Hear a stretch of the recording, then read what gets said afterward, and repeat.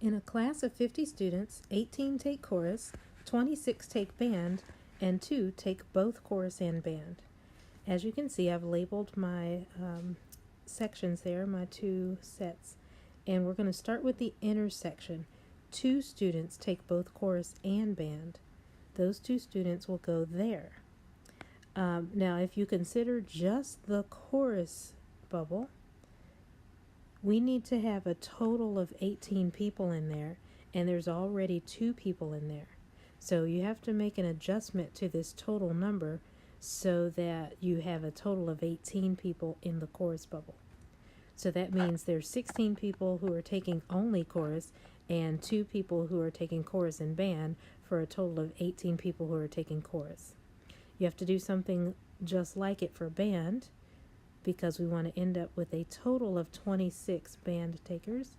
And now we add up how many students are in the union, and we end up with 42. So that means there are 8 students who don't take chorus or band. They still go in the box, but they just don't go in any of the bubbles.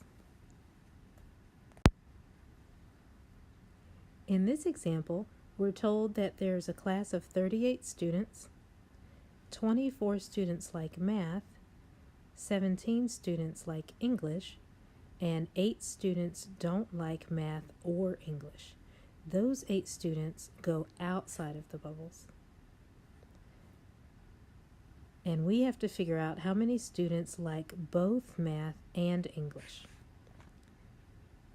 So first, let's consider the total number of students. There are 38 students in the class, and 8 of them don't like either one. So that means 30 students do like either math or English. So that's the number of students that go here.